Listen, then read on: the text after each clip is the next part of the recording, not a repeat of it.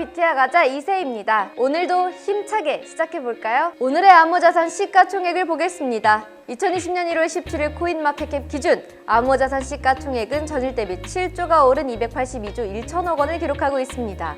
비트코인 도미넌스는 전일 대비 3조가 오른 186조 3천억 원으로 전체 마켓의 66.1%를 차지하고 있습니다. 그럼 전 세계 상위 거래소들의 현재 시간 비트코인 시세를 알아보겠습니다.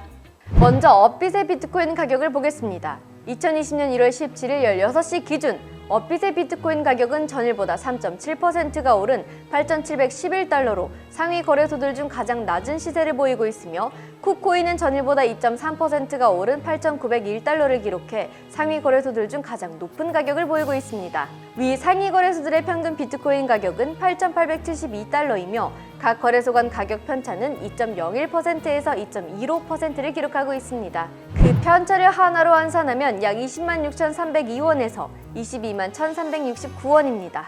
오늘의 비트코인 관련 해외 뉴스를 전달해드리겠습니다. 첫 번째 뉴스입니다. 우리의 비트코인이 8,900달러 선을 넘어 9,000달러 돌파를 시도하고 있습니다. 와우! 전문 암호화폐 미디어 AMB 크립토는 암호화폐 전문 분석업체 스큐의 보고서를 인용했는데요. 지난 15일간 비트맥스 등 여러 마진 거래소에서 비트코인 무기한 계약의 펀딩비 비율이 증가했고 18%의 급등세를 보였다며 이는 올 들어 비트코인 시세가 반등하며 강세장으로 전환하는 지표를 나타내고 있다고 설명했습니다. 여기서 펀딩비란 매수 매도 포지션의 균형을 위해 거래량이 큰 포지션 투자자들이 작은 투자자들에게 지불하는 비용을 말합니다. 한편 포브스의 기고자이자 경제학 교수인 파노스 무도쿠타스는 비트코인은 새로운 금인가라는 글을 통해 비트코인이 일정 수준 리스크 해지, 즉 위험 회피 수단으로 자리 잡았다고 강조했습니다.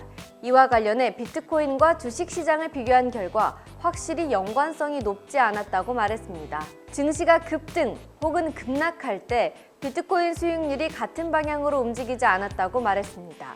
덧붙여 이는 비트코인이 글로벌 불확실성 확대 시 현금을 안전하게 투자할 수 있는 새로운 대안이자 포트폴리오 다각화 수단으로 자리 잡았다는 의미라고 다시 한번 강조했습니다.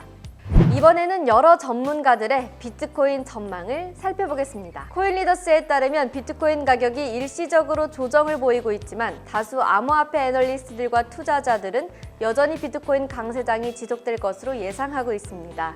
뉴스 BTC는 저명한 애널리스트 조 맥켄을 인용, 현재 차트상 비트코인은 강세 패턴인 어센딩 트라이앵글 패턴을 보여주고 있다면서 이틀 내에 비트코인 가격이 9,000달러를 넘어설 것이라고 진단했습니다. 트위터의 인기 암호화폐 애널리스트 필브도 트레이딩 뷰를 통해 비트코인 가격에 큰 반등이 임박했다고 분석했습니다. 이번엔 다른 반대쪽의 의견들도 조심스럽게 살펴볼까요? 암호화폐 자문업체 비트코인 어드바이저리 창업자인 피에르 로차드는 트위터를 통해 역사적으로 비트코인 가격은 반감기 1년 후에야 자리 잡는다며 반감기 이전 혹은 반감기 이후 며칠 동안이 아니다라고 말했습니다. 덧붙여 시간 선호를 낮춰라 라고 주장했는데요. 시간 선호는 미래의 이익보다 현재 이익을 선호하는 것을 뜻합니다. 한편 블룸버그 통신이 암호화폐 전문 조사기관인 디지털 에셋 리서치의 보고서를 인용, 소수 암호화폐 거래소가 비트코인 가격에 큰 영향을 미치고 있는 것으로 나타났다고 전했습니다. 또한 대다수 거래소가 거래량을 조작하고 있다고 하는데요. 이와 관련해 미디어는 미국 증권거래위원회 SEC가 일부 업체의 시장 조작을 우려해 거래소 운영 신청을 반려했다고 덧붙였습니다. 거래소들은 좀 더 투명하고 정직한 경영을 통해 이용자들의 신뢰를 얻으면 좋겠습니다. 다음 뉴스입니다. 미국의 증권거래위원회 SEC는 올해 비트코인 상장지수 펀드 ETF를 승인하게 될지 그 전망이 엇갈리고 있습니다. ETF 전문 미디어 ETF 트렌즈의 최고 경영자이자 유명 암호화폐 애널리스트인 톰 린던이 미국 SEC가 올해 비트코인 ETF를 승인할 가능성이 60%라고 전망했습니다. 앞서 AMB 크립토에 따르면 제미니 거래소의 창업자인 윙클보스 형제는 여전히 미 금융 당국의 비트코인 ETF 승인을 확신하고 있다고 전했는데요. 윙클보스 형제는 미국 내 첫 비트코인 ETF 출시 승인을 당국에 요청했으며 2차례 거절당한 바 있습니다. 반면 미 경제지 포브스는 2020년 블록체인 암호화폐 업계에서 발생할 10가지 일을 예측하면서 올해 비트코인 ETF 승인 가능성이 낮다고 내다봤습니다. 여러분, 비트코인 억만장자인 윙클보스 형제를 아시나요? 페이스북의 아이디어를 처음 만든 형제로 유명한데요. 그들은 2013년 처음 비트코인에 투자해 지금까지 팔지 않고 보유하고 있다고 합니다. 이들 형제는 전체 비트코인의 1%를 보유하고 있다네요. 와, 정말 부럽다. 다음 소식입니다. 코인리더스에 따르면 미국 금융당국이 암호화폐 거래소 공개 IEO에 대한 투자자 주의를 당부했습니다. 14일 미국 SEC가 발표한 공식 경고문에 따르면 IEO는 기관의 우선 조사 대상인 암호화폐 공개 ICO와 유사한 것으로 간주된다고 하는데요. 이는 IEO와 관련된 첫 경고입니다. ICO는 기업 공개, IPO와 비슷한 개념이라고 합니다. 발행업체는 투자자들에게 직접 토큰을 판매해 기술 개발 및 사업 진행에 필요한 자금을 조달합니다. 지난 2017년 말 ICO 붐이 일었지만 투자 사기가 증가하고 관련 규제가 강화되면서 시장이 크게 위축됐다고 합니다. 네, 이번 소식은요. 텔레그램이 미국 법원으로부터 미국 SEC가 요구한 은행 기록 공개를 요청받았다는 내용입니다.